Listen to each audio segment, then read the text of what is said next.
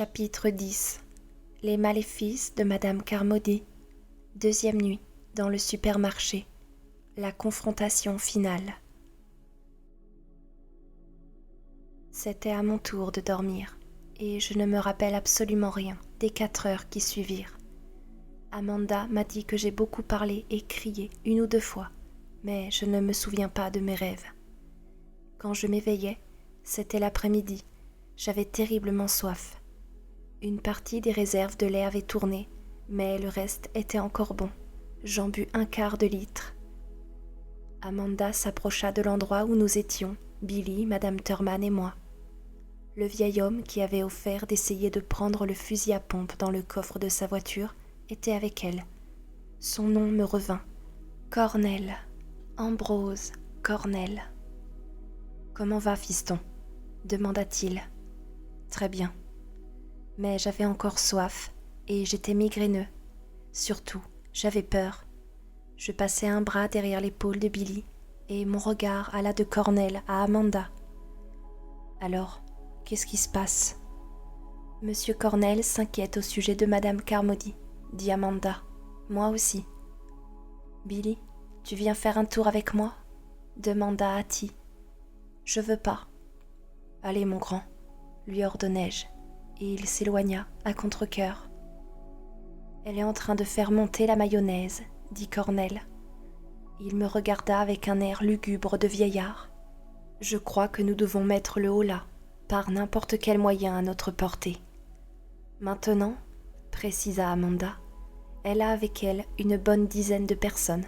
Ça ressemble à une espèce de service religieux pour cinglés. » Je me souvins de la conversation que j'avais eue un jour avec un ami écrivain qui habitait à Otisfield et faisait vivre sa femme et ses 2 enfants en élevant des poulets et en pondant un livre de poche par an. Des histoires d'espions.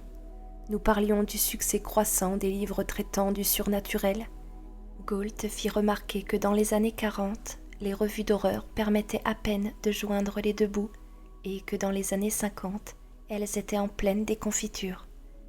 Quand les machines font faillite, avait-il dit, pendant que sa femme mirait des œufs et que des coqs se querellaient à l'extérieur. Quand la technologie et les systèmes religieux conventionnels font faillite, les gens ont besoin de s'accrocher à quelque chose. Même un zombie qui sort en titubant de la nuit peut paraître bien plus aimable en comparaison de la comédie de l'existence, de l'horreur que représente la dissolution de la couche d'ozone sous l'assaut combiné de millions de bombes de déodorant au fluocarbone. Nous étions coincés là depuis 26 heures et nous n'avions rien fait pour sortir de ce merdier. Notre unique expédition à l'extérieur s'était soldée par 50% de pertes. Il n'était peut-être pas si surprenant que Madame Carmody ait beaucoup recruté. « Elle a vraiment une dizaine de personnes ?» demandai-je. « Eh bien, 8 seulement. » dit Cornell, mais elle ne la boucle jamais. Ça ressemble à un discours fleuve de Fidel Castro, c'est une sacrée manœuvre d'obstruction. 8 personnes, ce n'était pas beaucoup, pas de quoi remplir les bancs d'un jury, mais je comprenais l'inquiétude qui se lisait sur leur visage. C'était assez pour faire d'eux la principale force politique du supermarché, particulièrement depuis la disparition de Dan et de Mike. L'idée que le groupe le plus important dans notre système clos prêtait l'oreille aux déclamations de cette femme sur les fosses de l'enfer et sur les 7 fioles brisées me donnait un sacré sentiment de claustrophobie. Elle s'est remise à parler de sacrifices humains, dit Amanda. Bud Brown est venu lui dire d'arrêter ses radotages dans son magasin, et 2 des hommes qui étaient avec elle, dont Myron Lafleur, lui ont dit que c'était lui qui ferait mieux de la fermer parce qu'on était encore dans un pays libre. Il ne l'a pas fermée, et il y a eu un peu de castagne, comme vous diriez, je suppose. Brown s'est pris une grosse tête, dit Cornell. Il ne plaisante pas. Ils n'en sont quand même pas à tuer vraiment quelqu'un. Je ne sais pas, dit Cornell. Jusqu'où ils iront si cette brume ne se lève pas. Mais je ne tiens pas à le découvrir. J'ai l'intention de m'en aller d'ici. Plus facile à dire qu'à faire. Mais quelque chose avait commencé à me travailler. L'odeur. C'était cela, la clé du problème. Nous étions restés drôlement tranquilles dans le supermarché. Les insectes avaient sans doute été attirés par la lumière, comme des insectes plus ordinaires. Les oiseaux étaient simplement allés là où se trouvait leur réserve de nourriture. Mais les plus grosses créatures nous laissaient tranquilles tant que nous ne nous déboutonnions pas, pour une raison ou pour une autre. Le massacre au drugstore de Bridgeton avait eu lieu à cause des portes bloquées en position ouverte. Cela, j'en étais sûre. Là où les choses qui s'étaient jetées sur Norton et son groupe semblaient grandes comme des maisons. Mais elles ne s'étaient pas approchées du supermarché, et ça voulait dire que peut-être... Brusquement, j'avais envie de parler à Holly Weeks. J'en avais besoin. « Je compte sortir même si je dois y laisser ma peau, » dit Cornell. « Je n'ai pas l'intention de passer le restant de l'été ici. » « Il y a eu 4 suicides, » dit Amanda tout à trac. « Quoi ?» La première pensée qui me traversa l'esprit, éveillant brièvement des sentiments mêlés de culpabilité, fut que les corps des 2 soldats avaient été découverts. « Avec des cachets, » dit Cornell, laconique. 2 ou 3 types et moi, on les a mis derrière. Je dus réprimer un gloussement. Nous avions une véritable morgue derrière. « Ça diminue, » dit Cornell. « Je veux m'en aller. » « Vous n'arriverez jamais à votre voiture, croyez-moi. » « Pas même à cette première rangée, c'est plus près que le drugstore. » Je ne lui répondis pas, pas encore.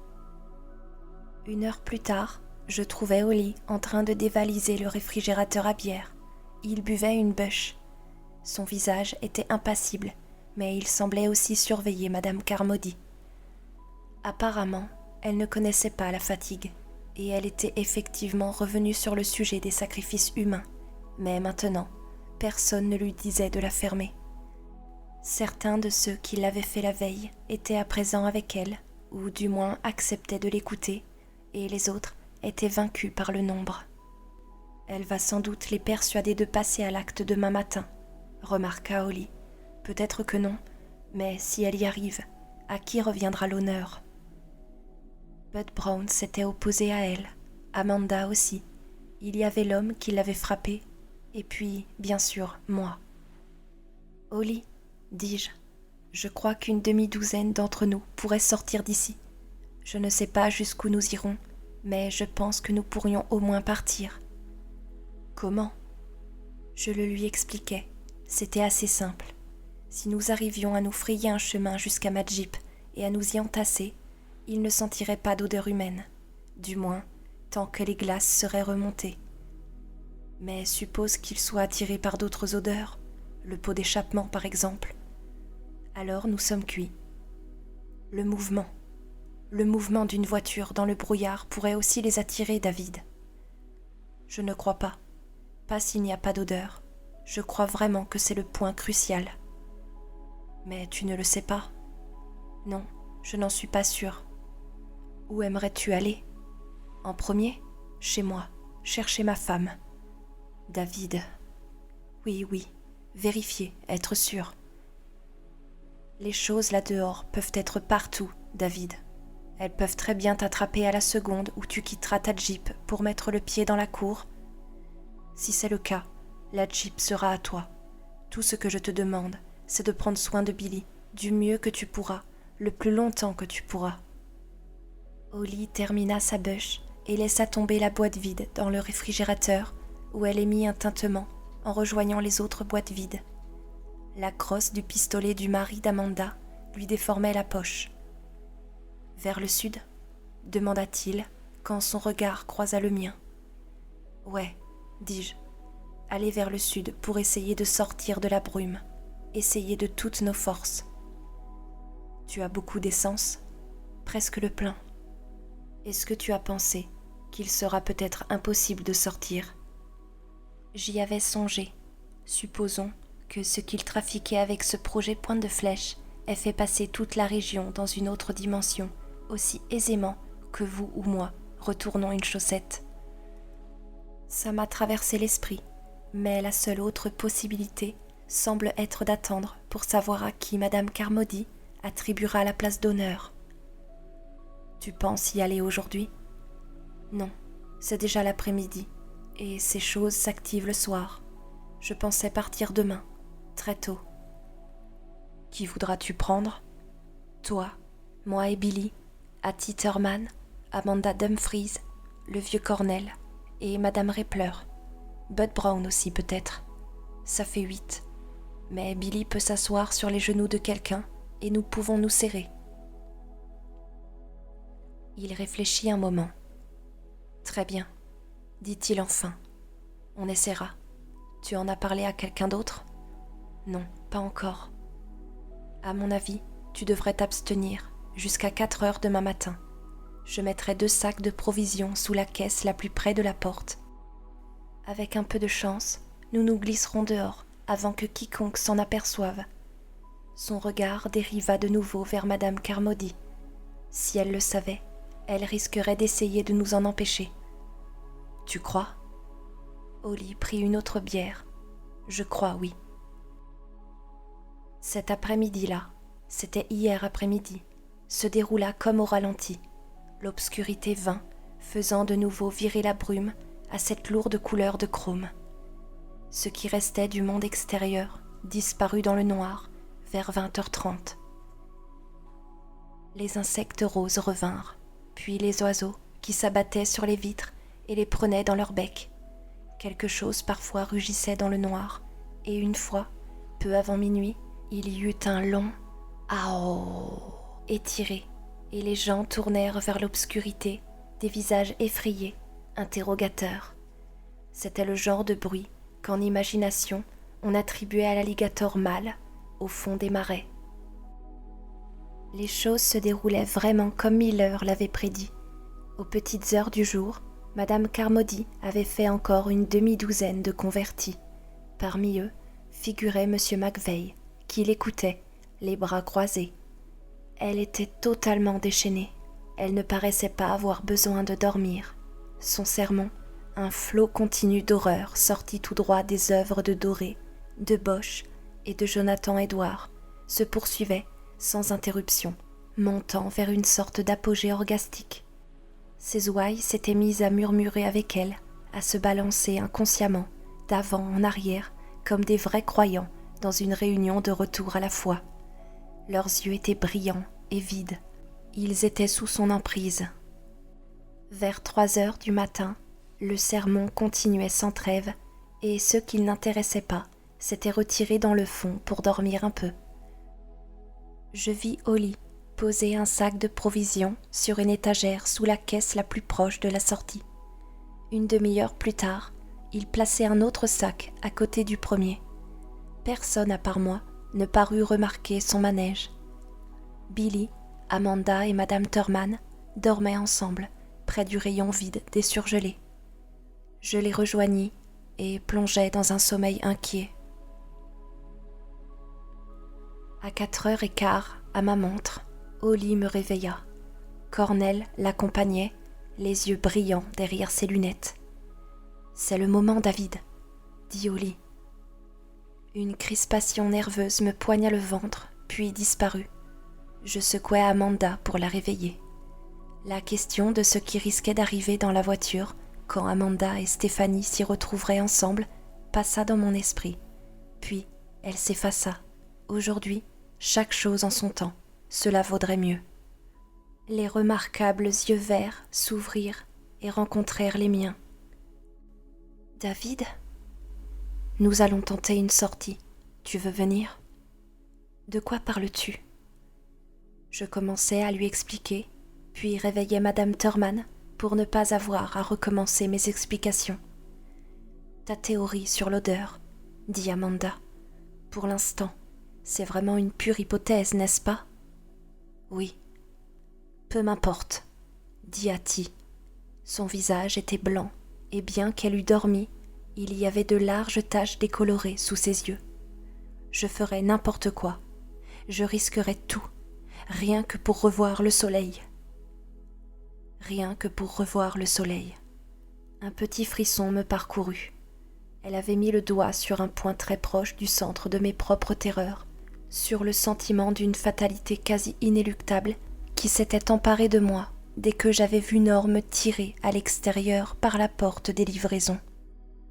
À travers la brume, on ne distinguait plus le soleil que sous l'apparence d'une piécette d'argent. On se serait cru sur Vénus. Cela ne tenait pas principalement à ces créatures tapies dans le brouillard. L'utilisation de la barre de fer m'avait montré que ce n'étaient pas des horreurs Lovecraftiennes immortelles, mais seulement des êtres organiques qui avaient leurs points faibles. C'était la brume elle-même qui minait la force et volait la volonté. Rien que pour revoir le soleil. Elle avait raison. Cela seul justifiait de passer à travers les pires embûches. Je souris à Hattie et elle tenta de me rendre l'appareil. « Oui, dit Amanda, moi aussi. » Je commençai à secouer Billy pour le réveiller le plus doucement que je pouvais. « Je suis avec vous, » dit laconiquement Madame Rappler. Nous étions tous réunis près du comptoir de la boucherie, tous sauf Bud Brown. Il nous avait remerciés pour l'invitation et il avait décliné.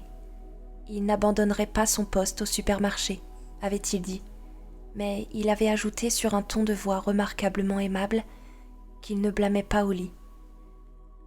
Le bac de métal émaillé dégageait une odeur désagréable, douceâtre, qui me rappelait le moment où notre congélateur était tombé en panne quand nous passions une semaine au Cap. Peut-être, songeai-je, était-ce l'odeur de la viande pourrissante qui avait poussé M. McVeigh à rejoindre l'équipe de Mme Carmody. Expiation. C'est à l'expiation que nous voulons penser maintenant. Nous avons été flagellés par le fouet et les scorpions. Nous avons été punis pour avoir fouillé dans les secrets interdits de tout temps par Dieu. Nous avons vu s'ouvrir les lèvres de la terre. Nous avons vu les obscénités du cauchemar. La roche ne les cachera pas. L'arbre mort ne les abritera pas. Et comment cela prendra-t-il fin? Qu'est-ce qui l'arrêtera? L'expiation, hurla le bon vieux Miron Lafleur. Expiation, expiation, chuchotèrent-ils, incertains. Criez-le-moi, comme vous le pensez, hurla Madame Carmody. Les veines de son cou saillaient comme des cordages. Sa voix était maintenant éraillée et enrouée, mais toujours pleine d'énergie. Et il m'apparut que c'était la brume qui lui avait conféré ce pouvoir. Le pouvoir d'embrumer, si je puis dire, l'esprit humain, tout comme elle nous avait à tous les autres dérobé l'énergie du soleil. Auparavant, elle n'était qu'une vieille femme modérément excentrique, dont le magasin d'antiquités grouillait de vieilleries. Rien qu'une vieille dame, dont l'arrière-boutique était pleine d'animaux empaillés, et qui avait la réputation, cette sorcière, cette salope, de connaître les remèdes de bonne femme. On disait qu'elle pouvait trouver de l'eau avec une baguette de pommier, qu'elle savait faire disparaître les verrues et qu'elle vendait une crème qui effaçait les taches de rousseur. On m'avait également raconté, n'était-ce pas le vieux Bill Giusti, qu'on pouvait consulter Madame Carmody en toute confiance sur sa vie amoureuse, qu'en cas de déficience amoureuse, elle vous donnait une boisson qui vous rendait une verge d'acier. « Expiation !» crièrent-ils à l'unisson. « Expiation, c'est ça !»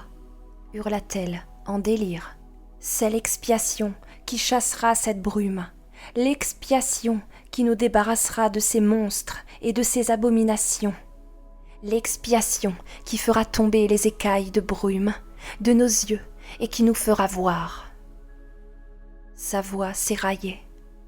Et qu'est-ce que l'expiation, d'après la Bible? Quel est le seul détergent aux yeux et à l'esprit de Dieu? Le sang. Cette fois, le frisson glacé me parcourut tout le corps, me hérissant la nuque. C'était M. McVeigh qui avait prononcé le mot. M. McVeigh, le boucher, qui coupait la viande à Bridgeton quand j'étais encore un enfant, conduit par la main talentueuse de son père. M. McVeigh, qui enregistrait les commandes et coupait la viande dans sa blouse blanche tachée de sang. M. McVeigh, qui avait une vieille habitude du maniement du couteau. Oui, et aussi de la scie et du tranchoir. M. McVeigh, qui comprenait mieux que personne que le détergent des âmes coulait des blessures du corps. Le sang, chuchotait-il. « Papa, j'ai peur, » dit Billy. Il serrait très fort ma main, son petit visage crispé et pâle. « Holly, dis-je, qu'est-ce qu'on attend pour se tirer de cette maison de fous ? » « Très bien, dit-il, allons-y. » Nous descendîmes la deuxième travée en ordre dispersé. Holly, Amanda, Cornell, Madame Thurman, Madame Rippler, Billy et moi. Il était 5h moins le quart et la brume recommençait à s'éclaircir. « Cornell et toi, vous prenez les sacs de provisions, » me dit Holly. « D'accord. J'irai en premier. Ta Jeep est une 4 portes, non ? » « Oui. » « Très bien. J'ouvrirai la portière du conducteur et la portière arrière du même côté. Madame Dumfries, vous pouvez porter Billy ? » Elle le prit dans ses bras. « Je suis trop lourd ? » demanda Billy. « Non, fiston. »« Bien. Billy et vous, vous vous mettrez à l'avant, » poursuivit Holly. « Vous ferez de la place. Madame Thurman, devant aussi, au milieu. David, au volant. Le reste, où croyez-vous aller ? » C'était Madame Carmody. Elle se dressait devant la caisse où Holly avait dissimulé le sac de provisions. Son costume était un hurlement, jaune, dans l'obscurité. Ses cheveux de Gorgogne étaient éparpillés dans toutes les directions, vision qui me fit penser tout à coup à Elsa Lanchester, dans La fiancée de Frankenstein. Ses yeux lançaient des éclairs. 10 ou 15 personnes se tenaient derrière elle, bloquant les portes d'entrée et de sortie.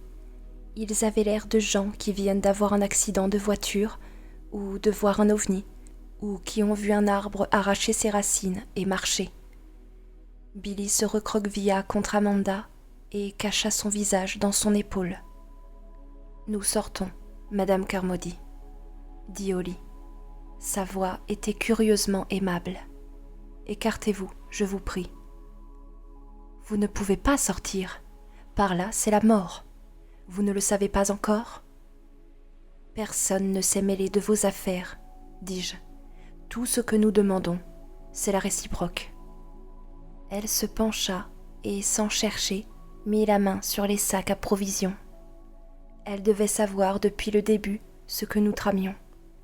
Elle les tira des étagères où Holly les avait posés. L'un d'eux se déchira, répandant des boîtes sur le sol. Elle jeta l'autre, et il s'ouvrit en touchant le sol avec un bruit de verre cassé. Du soda jaillit dans toutes les directions, éclaboussant la paroi de chrome de la caisse voisine. « Ce sont des gens de cette espèce qui ont attiré ce malheur sur vous, » cria-t-elle.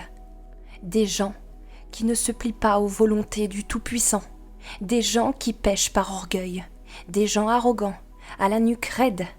C'est d'eux que doit venir le sacrifice. C'est parmi eux que doit couler le sang de l'expiation. » Un grondement d'approbation monta de la foule. Elle était maintenant en pleine frénésie.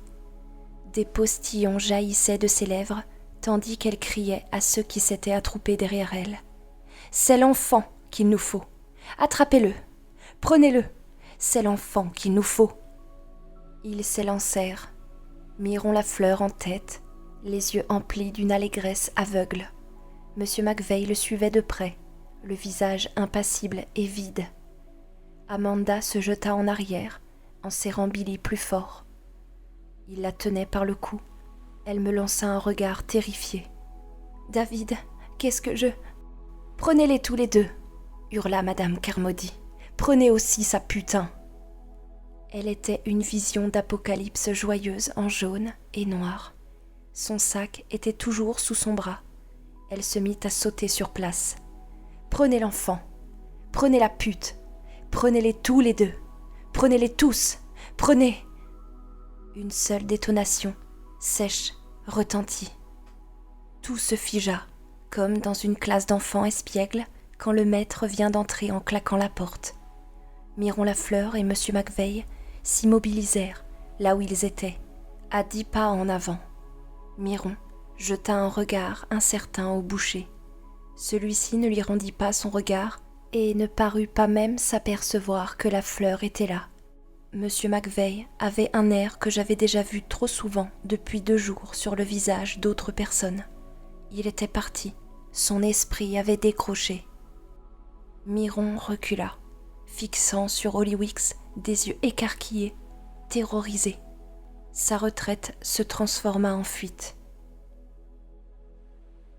Il tourna au coin de la travée, trébucha sur une boîte, tomba, se releva tant bien que mal et disparut. Holly se tenait dans la position classique du tireur sportif, serrant le pistolet d'Amanda à 2 mains. Madame Carmody était encore debout, devant le passage de la caisse. Ses mains parsemées de taches de vieillesse étaient crispées sur son estomac. Du sang s'égouttait entre ses doigts et tachait son pantalon jaune. Sa bouche s'ouvrit et se referma. 1 fois, 2 fois. Elle essayait de parler. Enfin, elle y parvint. « Vous allez tous mourir là dehors. » Et puis, lentement, elle piqua du nez. Son sac glissa de son bras, tomba au sol et répandit son contenu. Un tube enveloppé de papier roula jusqu'à nous et heurta mon pied. Machinalement, je me baissai et le ramassai. C'était un paquet entamé de médicaments pour l'estomac. Je le rejetai.